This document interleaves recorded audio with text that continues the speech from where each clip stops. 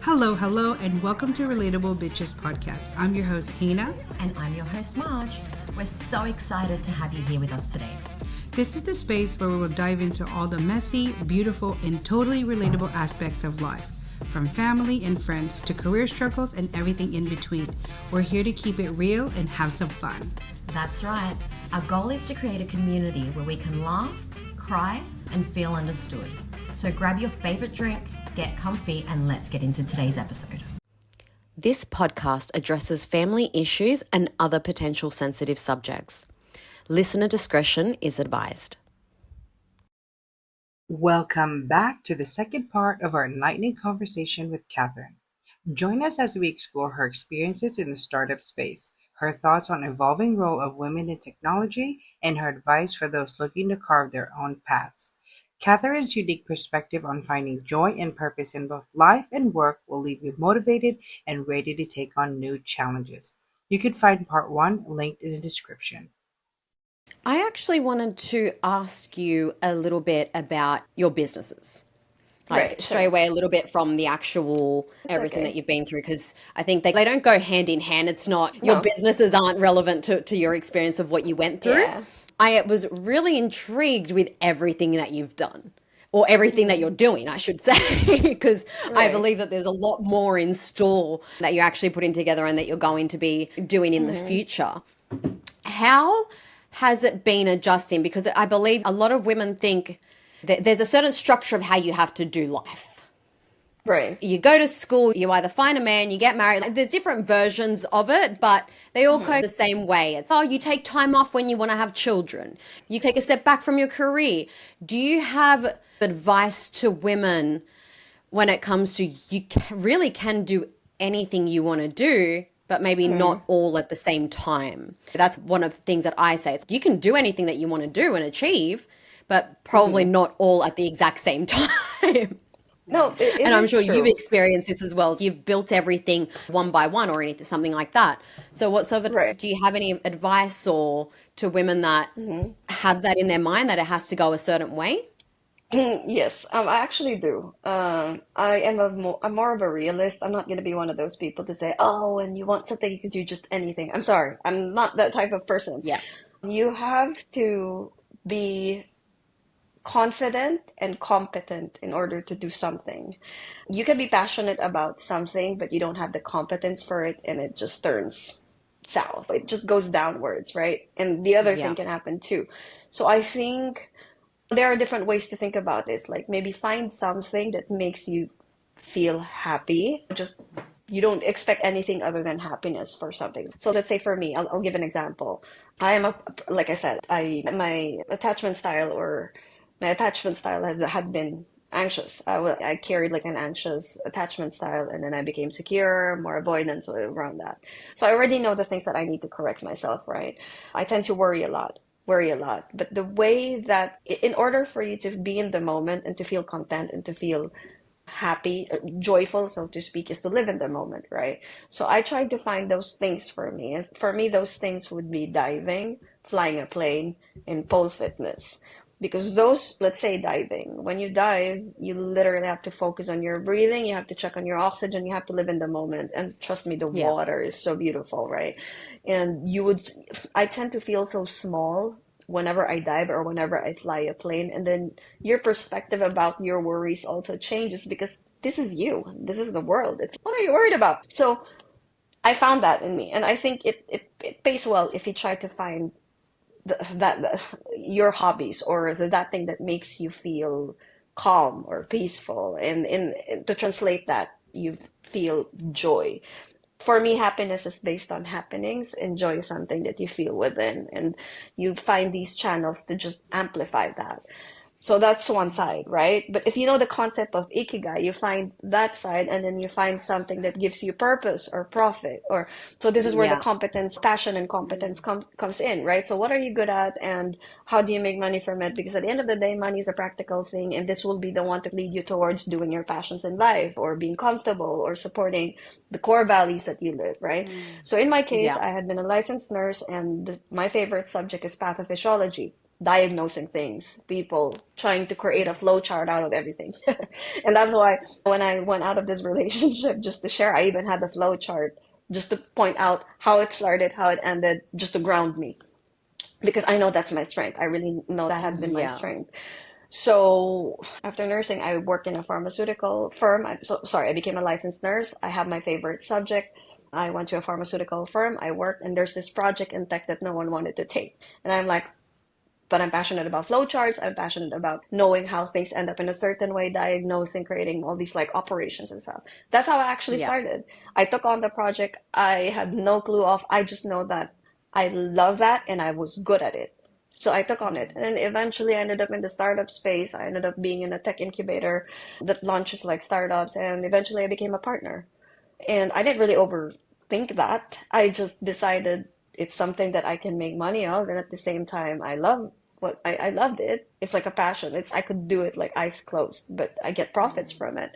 And so I landed where I feel that I was supposed to land. And so I ended up in these startups, and I do love not every minute of it, but the purpose of it. So I'll give one of the startups that we have in the Philippines. It's called mykuya.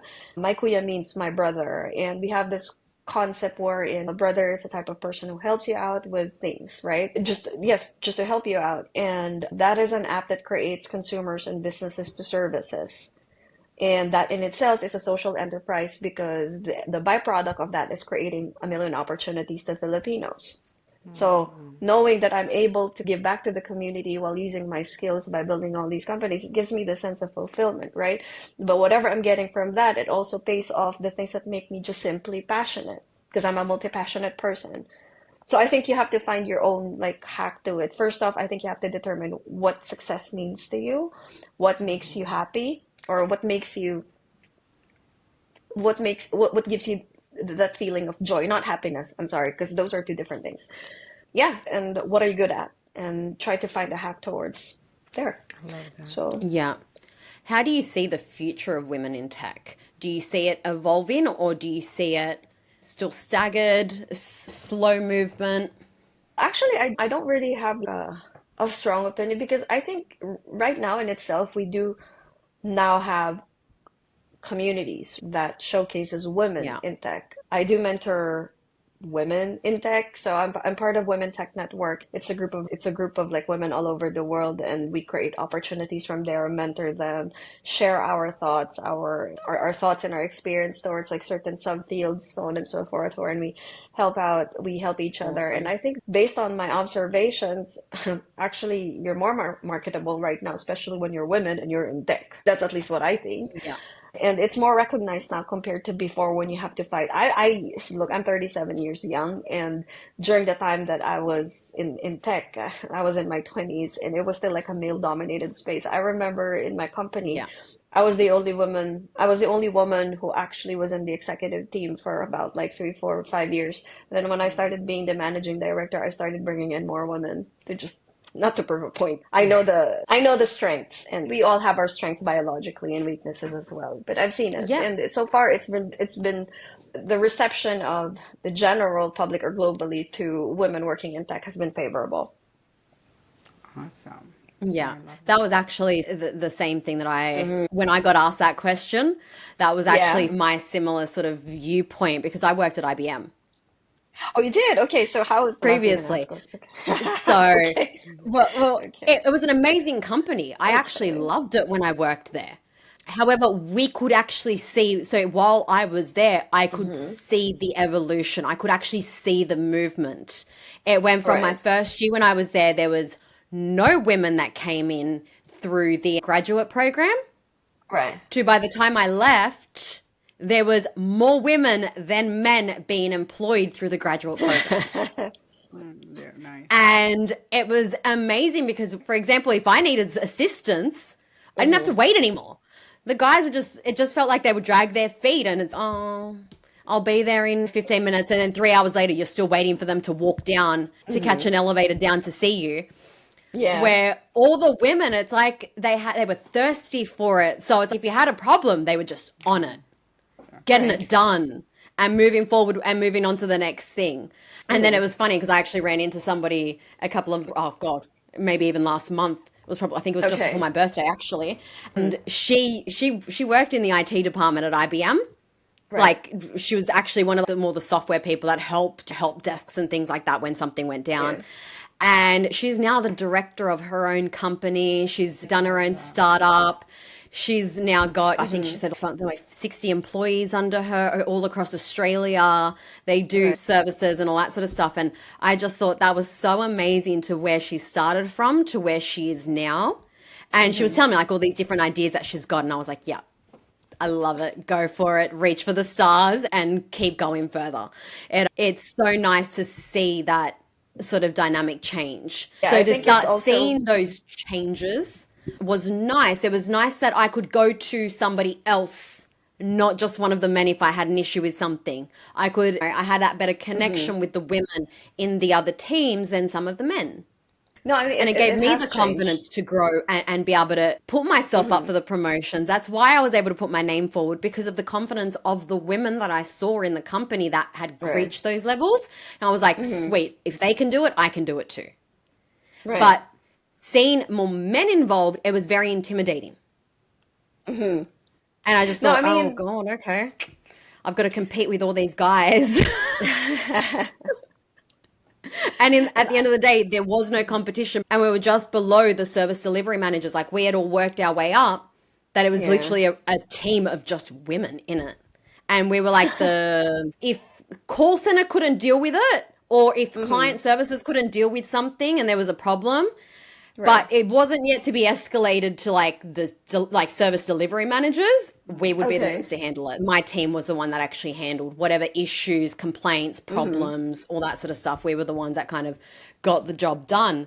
And it was funny because my team leader changed in that period of time. And we got a male team leader, and he didn't actually know how to deal with this, like with us. He would be like, oh, there's okay, way back then, now you get in a lot of trouble for saying this sort of stuff, but it's, if you're having a bad morning, you're just having a bad morning. You missed the bus, you missed, your feet got wet because it was raining and you stepped in a puddle, you're not having the greatest day. Right. And your good morning isn't, good morning, everyone, it's morning. Right. Like you just want to get through the day. And he would walk up and be like, I'm sorry, are you on your period? What? Because that would be us having attitude, and that would be us PMSing, or that would be us. Yeah, I think was it was limited. Limited information. So no, it was a very different dynamic, but it was a great company. The second that I reported that comment, he was dealt with. He got noticed straight away. It wasn't a tolerated thing at IBM when I was there. Right. Okay. But it still occurred. People still said things. Now you get a lot more ramifications than 20 years ago. But we all go ahead. Oh no, go. No, I was gonna say that culturally we have to bring this to companies as well. So as like I told you about generations earlier, and if let's say I'm gonna talk about on a relational say with couples, and of course this also translates to the workplace, right? So let's say for baby boomers, I think it's like from the 40, 66, mid 60s, right? So I think the value that's important for them is the value of loyalty and perseverance. So of course you will just do what it takes to get things done, and you become like a Machiavellian type of person. And if you bring that kind of value in your household, then you end up practicing toxic relations. You end up having this dynamic that might not be healthy, but at the same time you carry that same set of values in the workplace. So they didn't really pay attention to those things because it just gets things done. But right now, these are at least, I'm talking about like baby boomers, but of course right now we already have all the way to Gen Z. So at the end of the day, the times also would have to meet somewhere in the middle.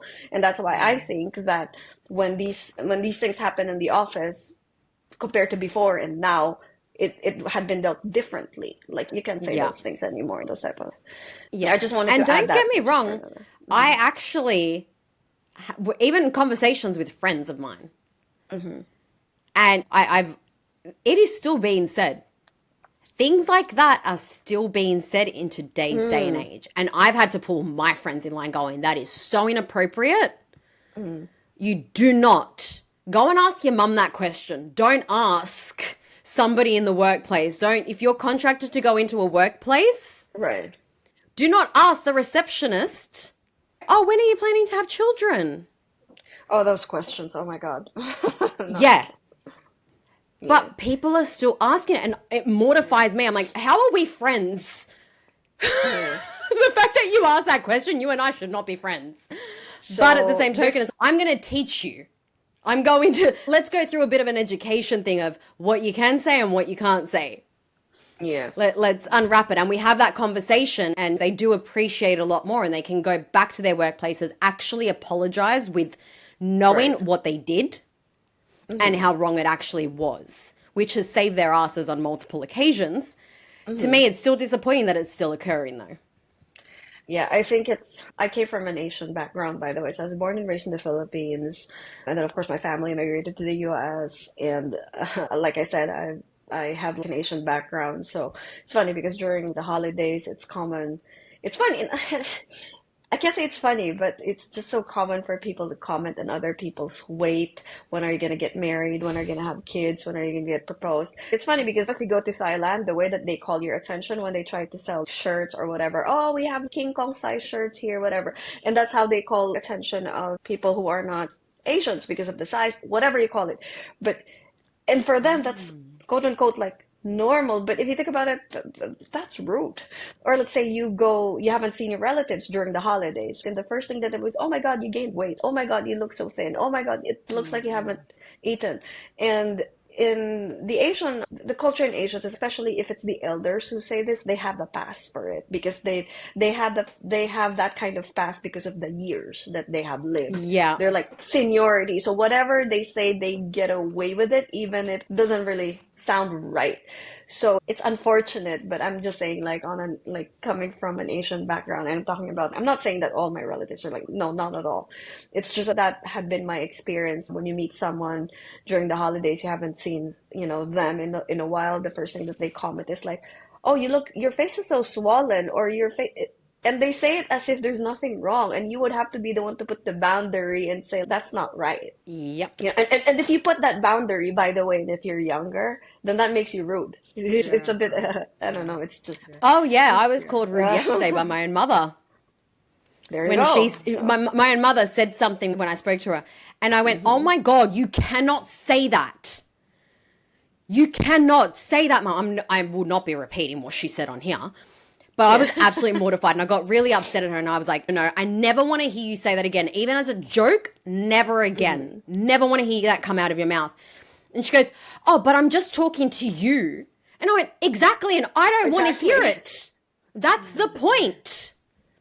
And if you can say that to me, what's to say that you're not going to say the same thing in front of my niece or my nephew, your grandchildren? And what is the excuse just going to be? You're old? Right. And Yeah, she went, oh, but you should respect me. I went, no, when you show respect to me, I will show you respect. Until then, it doesn't work one way only. Now, you showing respect is you being, if you're telling me that I can't say things about certain people, that also means you cannot do that. Right. About any other demographic.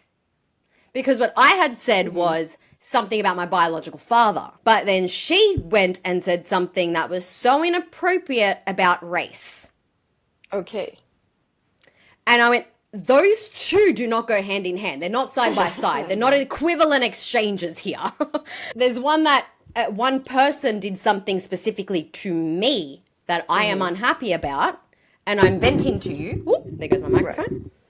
And then there's the other thing of you being arrogant, you being your age, and you thinking you can get away with something because it's past your expiry date. I have a And thing only. she actually just stopped and just went, oh, see, this is why I can't talk to you. And we left it at that. And I went, yeah, but that's the narcissistic behavior. That's the sort of you can't be wrong. I'm the one that's wrong. And I know I'm not wrong because if I actually say on this podcast what came out of her mouth, I can guarantee the comments would go off. I was gonna say that, and not in a good way. one identifier to know if you're in a toxic dynamic is you watch them watch them how they react when you say no, when you set that boundary, and that's when you know. Hmm. Watch how they would react, how they would take it, and that's when you know if you're in some sort of dynamic that's not healthy, and it's for evaluation. Heinz, you were gonna Yeah. say something earlier. Yeah, I was just like, because I didn't even know you were Filipino. I'm Filipino too, so I was like, oh, I get what you mean. Like, I totally get it. Because like for me, like my kids, we went to the Hmm. Philippines. You're big and stuff like that. When we came to the Philippines, they kept saying it like they're like, oh, you're so big. Like your kids are so big. Your kids are so big. Your kids are so big. Because my daughter's taller than you. Like it was just, Hmm. and it's funny because I don't even take it as an offense because to me Hmm. it's like, hey, we are big, but also in a sense where it's like they actually really don't know better. So because we stayed Right. with them for a couple months, right? I think after a while they understood it. They were like, Hmm. oh, okay, so utilizing it like that or Right. using words like that is not right. But I think it's also knowing because like my grandma, God, you're so big. Oh my God, you're so big. Like it's Yeah. always a constant thing.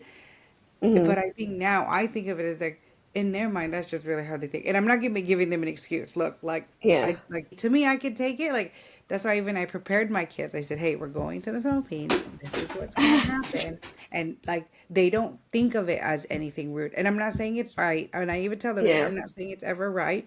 I said, "But they only know what they know." I said they've never seen people like us before.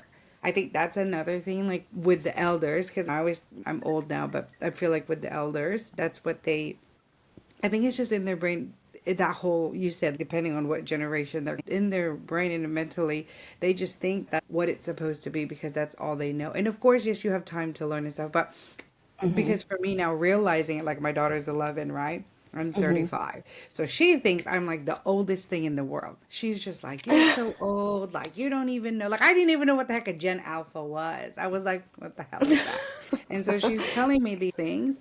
And in my mind, I'm like, oh, that's dumb. And I'm more open to things. Also, now I think about it as like with the older people, like older than me, like Hmm. even like my mom and my grandma they never really had that openness as well to be like, oh, you should listen to your kids or you should listen to Hmm. what they're saying because to them it's just all or nothing. Like I'm Right. right, you're wrong, that's it. So if I'm already like listening to her and I'm open to things, like we talk about all these things, I think it's just more not that we should accept what they say. I'm not saying, but it's more of, you know what, they're if they're going to change, they're going to change. If they're not, Hmm. because even now with, like even now, I usually every year I've gone home, I usually fight with my grandma because I'm like, no, I'm very like, no, you need to not say those things. Hmm. And now, like this past time I went home, she'll say things, and I'm like, you know what? Like I'm not going to change her. Like she's going to just stay like that. I have no Yeah. choice because I'm just getting frustrated. I'm going to be mad about it, and I'm just like, Right. now I'm just gonna like, you're just gonna say it. And if she says it in front of people, you don't even know my grandma is small little small Filipino lady, and then we've Hmm. married outside of our race, me and my Right. aunt. So when she say things like, "Oh, they're this race, they're like this," and I'm like, "Oh my God, you don't say that."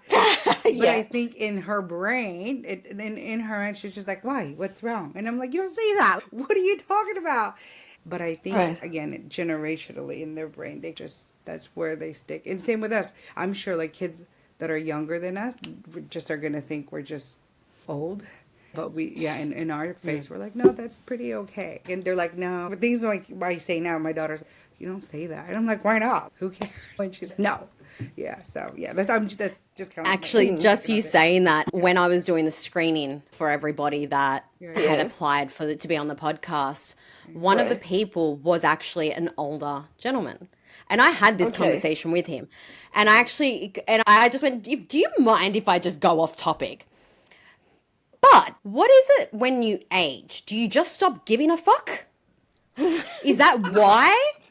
And he actually responded with, oh, yeah, no, 100%. As soon as you hit 40s and then start going up and up, the less fucks given, meaning we don't care who you are anymore. Like, it's an arrogance thing. It's we've been there, done that, bought the t-shirt. Now it's up to you guys, oh us. Yeah. And I was like, you know what? That is the most bluntly honest freaking answer I've heard, instead of excuses of, oh, but they're just old.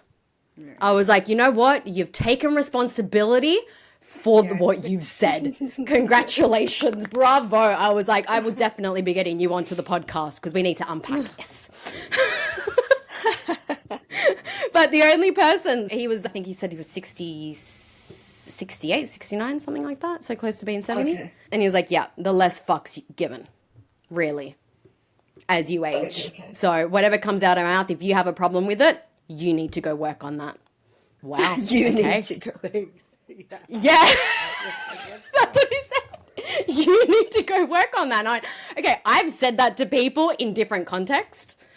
Oh, if they get upset at something you're doing, okay, that's, it seems like that's something that you need to go work on because I literally didn't even open my mouth.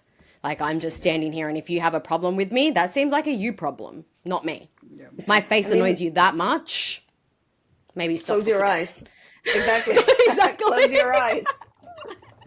No, but Rose, because for me, in the context of, say, toxic relationships or people with, if you end up being with a person with strong narcissistic traits that create like relational harm, at the end of the day, you really can't change them. Again, they're egosyntonic, like they're whatever they know about themselves, because they also experience cognitive dissonance. So whenever you tell them that there's something wrong with them, that clashes to how they view themselves, and that creates like this taint of like shame, and they don't like that feeling. So they easily dodge it by putting it somewhere else, and that happens to be you, right? And so I've heard people who, I've listened to Dr. Ramani, and he would say, if you end up dealing with these types of people, you can practice gray rocking, meaning, you disengage, you just stay like looking, seemingly bored, blah, blah, blah. And, I believe in that, but to an extent, because let's say familial relationships, you get to see them during the holidays, you can pull that off. If you end up living with one, that's a different... I have mastered that.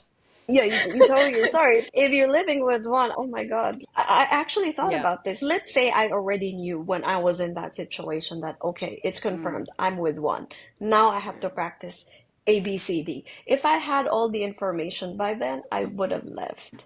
But because I didn't, I only found out towards the end. And that time it was already way too foggy. I handled it differently. But the point is, you want emotional connection. You can't connect to someone by gray rocking, by being disengaged. So I think methods are there, but at the end of the day, if it's an intimate partner, that's a sticky situation to even say, I'm gonna stick by this. Yeah. That's at least my take, but go ahead. Oh, no, I was just going to say, and what we're talking about today is based on our own experiences, we're not here giving advice to people saying, if you're in a toxic relationship, run. Yeah. No, because the reality is that sometimes it's not safe. Sometimes you have children involved. Sometimes there's other sort of dynamics and things that play a part in it. Right. It's what we hope that people get from this episode is there are ways that you can get out. Catherine was on one side of the world away from all her family and friends and everything that she knew, and she still managed to get out, get back to America and start and continue the healing process. In some instances, you have to start that while you're still in the relationship, while your plan is being executed. There's different scenarios. We just wanted to when I was talking to Catherine, it was so crucial getting her on the podcast this year, because I thought that your story was so impactful that so many of us experience. So many of us in different ways, obviously, but so many of us do experience it. And 100% of us come across a narcissist in our lifetime. 100% of us have some form of love bombing in our lifetime. I whether it be from a parent, from a family, so I should say a family member, a friend, a partner. There's so many different aspects that you can be manipulated or controlled. Have this narcissistic person in your life and not realize it for so long. It's because a lot of times... Oh, no, sorry, go. Go ahead. Oh, no, I was just going to say so many times we don't see it because they don't show it in the ways that we think that it's supposed to be shown either. Sometimes, like we said before, there's sometimes your textbook tick, did this person tick all the boxes? It makes them a narcissist. That's not the reality. You can tick 3 of the boxes and then 3 of the boxes over here and 2 of the boxes over there and have a combination of different things. That's why it's so important to go to psychology. When we did the screening, I talked about when the doctor said to me that I was diagnosed with PTSD and depression and anxiety, and there was different things that it was caused from. PTSD was trauma from a childhood, from something that happened in my childhood. But my depression and anxiety was from something that was happening at that current point in time in my life. So it had to take unpacking that with a professional to understand. It really did. Otherwise, to me, I was just like, oh, life just isn't going my way. I'm just sad. And the No, I get reality it. is, no.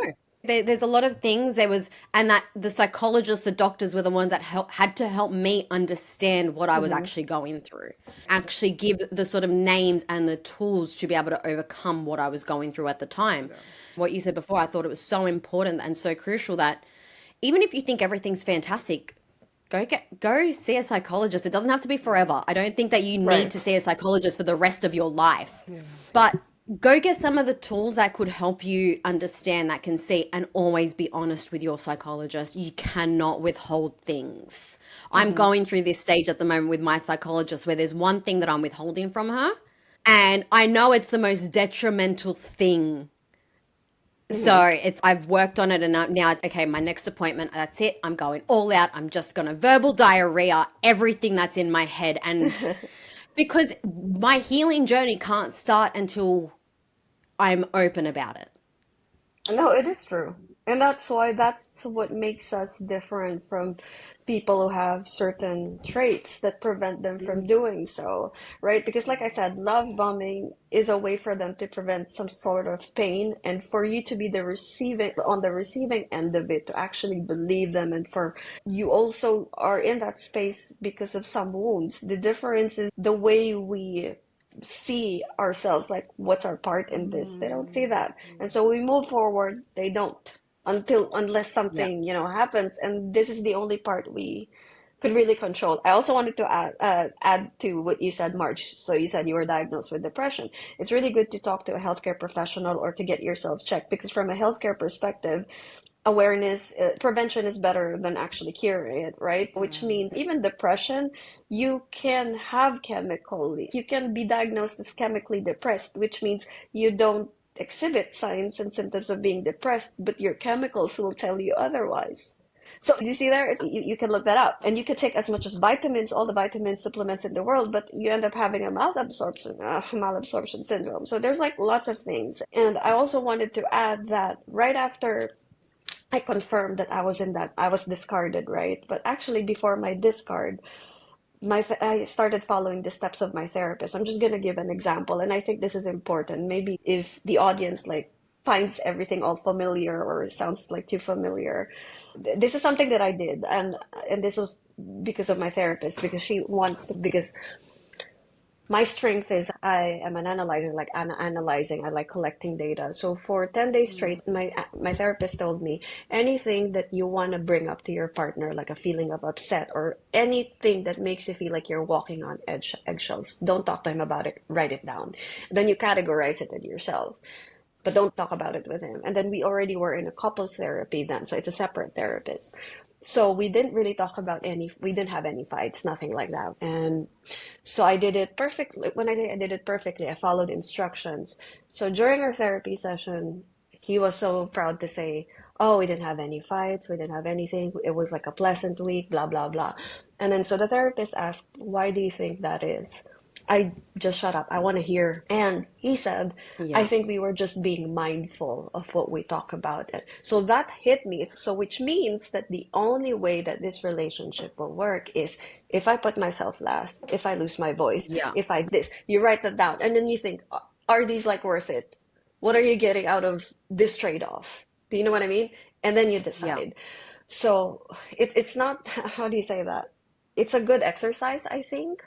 And then there's this book that I read, but just after it, and I feel like it's something that, like I said, if you're in a healthy relationship, it's still good for you to read about certain books like psychology, defensiveness, communication, gaslighting, all these type of things. So it's easy for you to identify when you're getting there. because by then you still have a clear mind. In my case, I was already in a fog. I was too late for it.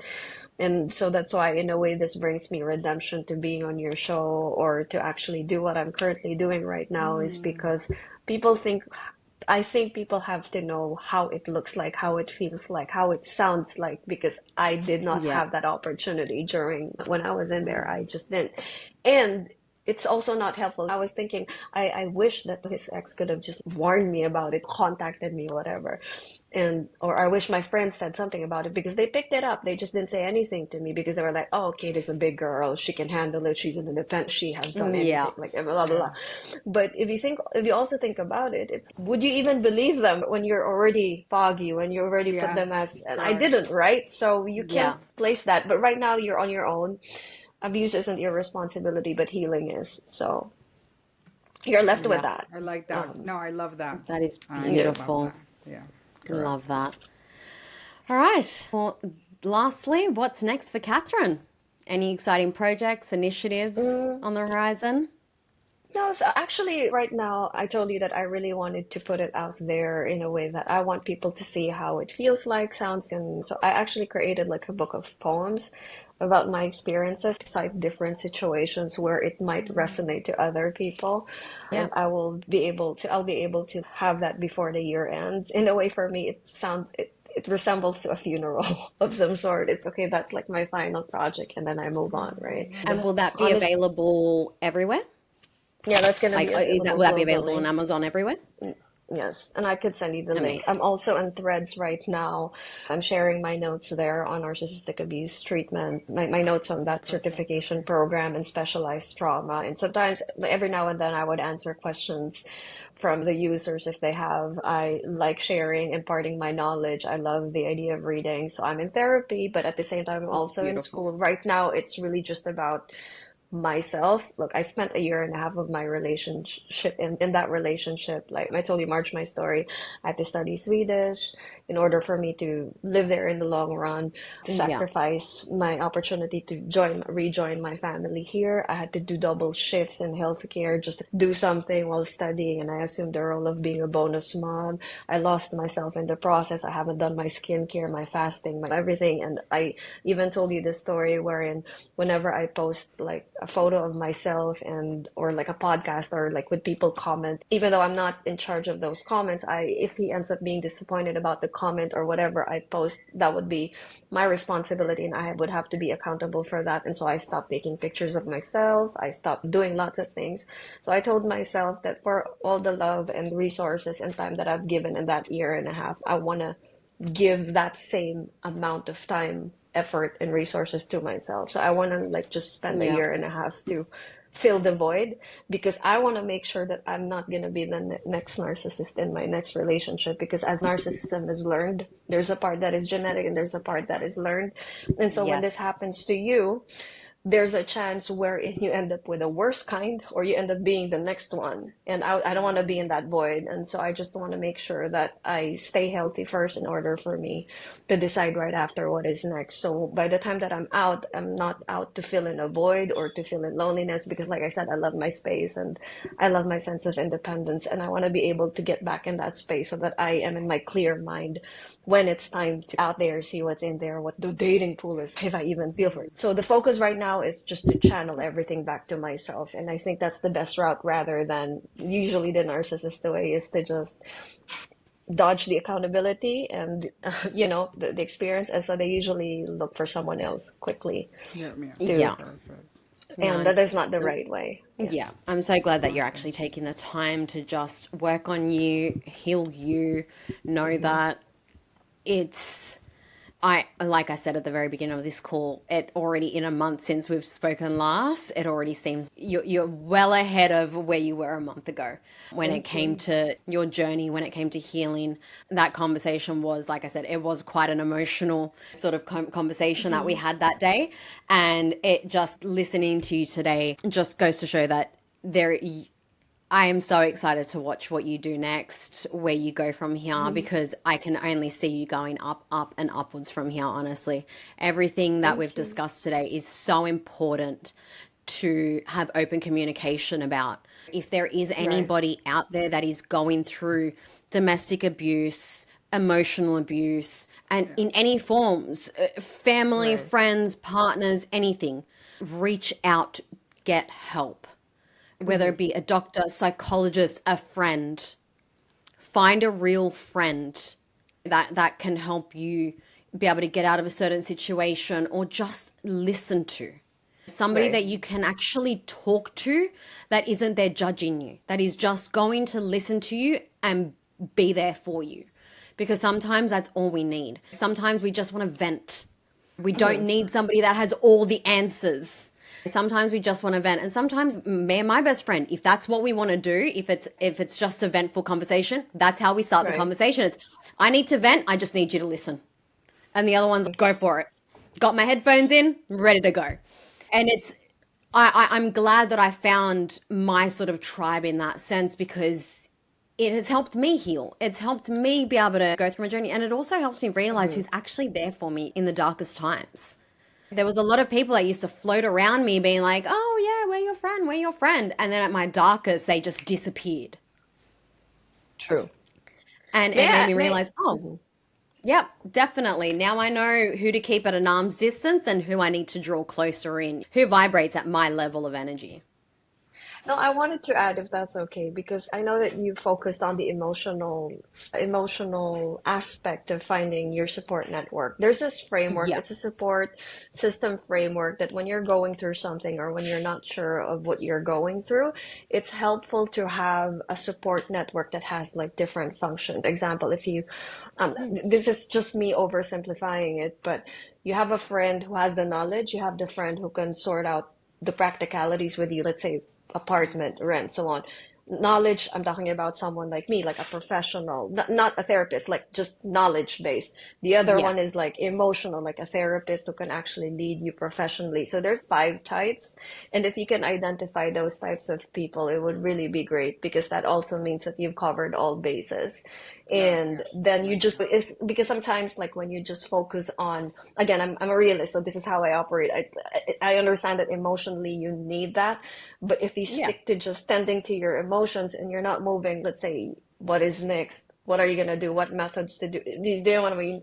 So there are some aspects of your life that are being disregarded. So I think it's just helpful for you to have a safe tribe, or like to identify your safe people and what they're for. And again, communication is important. So you have to tell them what makes them your friend, what makes them safe, what are you expecting, so on and so forth. Because I don't know if you have you heard of this book. It's called Platonic. You pursue relationships as the way that you pursue your friendship. So the way that you communicate has to be almost like the same. So let's say if I tell Marj, these are your strengths, these are your weaknesses, I see you as a friend who can help me with blah, blah, blah. It's like a list, right? Is this something you can help me with? And of course, in return, I would. So it's like that kind of conversation. And then so you build your safe. I just want to add that in, because you know, when you're in an abusive relationship or a toxic dynamics, it's not simple.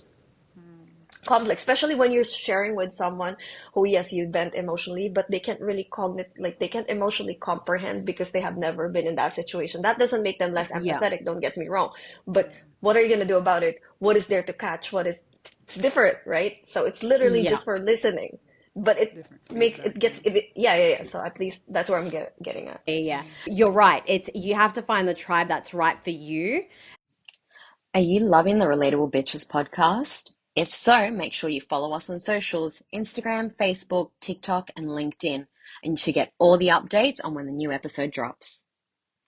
Yeah, no, I completely understand. But we do help each other build each other up and really understand that there's different forms, and we help each other understand the different forms of abuse, the different forms of neglect, the different forms of abandonment, all that sort of stuff. It's stuff that we talk to each other about because we have different walks of life that we've been through. That when she talks about abandonment, I'm like, I hear you, I see you, talk to me. I know the feeling. I'm going through psychology. That was like my first year of psychology. It was dealing with the abandonment issues that I went through. That was where a lot of the PTSD was. It was I never wanted to be alone. And not in a sense of I never wanted to be alone, like I needed a partner or something like that. But it was just like, I hated sleeping in the dark. Like Ever it was since. all forms. Yeah. As a child, I would have nightmares of the dark because of other things that had occurred. And she's the one that's helped me over the years, being able to unpack things and understand. And I'll say something to her like, oh, you know what? That's what I need to talk to my psychologist about. Let me make a quick note of that to bring that up first thing when I go see my psychologist, because I know that's not something that she can help me understand, but she pointed something out to me that I need to go to my other person to really help me understand and give me the tools to not go through that again, or to understand how to fix it, or to change, or whatever the solution may be, whatever the tools may be there. But yeah, I'm glad you you're had right. that. It is You so had important that to have, experience. yeah. No, I was But gonna say yeah, I'm glad that you had that kind of person with you, because usually in this type of, you said you have been there. Isolation is quite common, and they do it subtly and they do it gradually too. So, you yeah, know, so you're lucky yeah. in that sense. No, I feel so blessed in that sense. I know how lucky I actually am, because I know there's not many people out there that have that. So that is something that I'm very grateful for. I thank my angels every single day that she came into my life. My husband probably thanks her too. She keeps our relationship sane. Yeah, yeah. Aw. Love That's it. good. Thank you. This is awesome. Thank you. Like, yeah. Yeah. Oh, no, go, Hannah.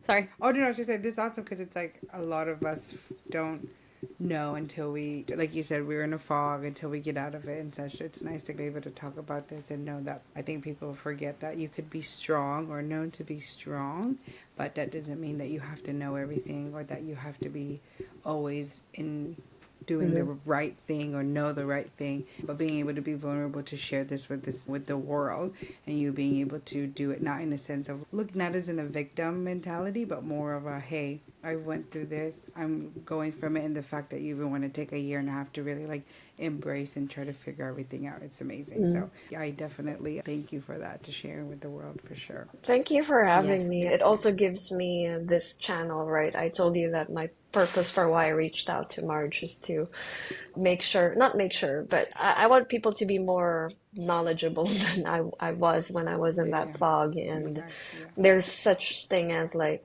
redemption, and you just have to define that in your own. And this is me doing what I think that means. Yeah. Yeah, No, thank you awesome. so much for your time. I cannot wait to get you back on the podcast in a year's time and see your Yes. progress, see where Oh we my Oh, are. God. Yes, yes. yes, yes. That would be awesome. I'm Yeah, that definitely would We be can excited do awesome. an for that. anniversary show. Yeah, I'm gonna be like, okay, this Uh, is how I look, and I want to make sure that there's gonna be a glow up. that's You've heard about oh, those, right. right? Yeah, yeah. Like yeah, how it changes you, like how those type of relationships like changes you, and Yeah, emotionally, physically, etc. So I'm looking forward to how I would be like a year and a half from now. yeah, for yeah. sure. No, Awesome. and we look forward to it as well. Thank you so much for We're very having excited. me, Marj and Hannah. No, thank you so Thank you. much for Thank being here you. today. Just let all of our listeners know where they can find you before we stop recording. Sure. And I think this is also going to be in the show notes, right? But so I'm in Yeah. LinkedIn. Yes. I'm also in Threads. I go by the username of Castillo. Those are like my initials. And I'm also in Buy Me a Coffee site as a content creator. So I will be leaving Marj and Heinna the links for it, and I hope to see Yes, you there. please. Yeah. Awesome. Thank you Fabulous. so much. Awesome. Thank you. And that wraps up another episode of the Relatable Bitches podcast. We hope you enjoyed our chat today and found something that's resonated with you. If you loved what you heard, don't forget to subscribe, rate, and leave us a review. It really helps us reach more relatable bitches like you. And remember, you can connect with us on social media. All links are in the description. Thanks for tuning in. Until next time, keep it real and stay relatable.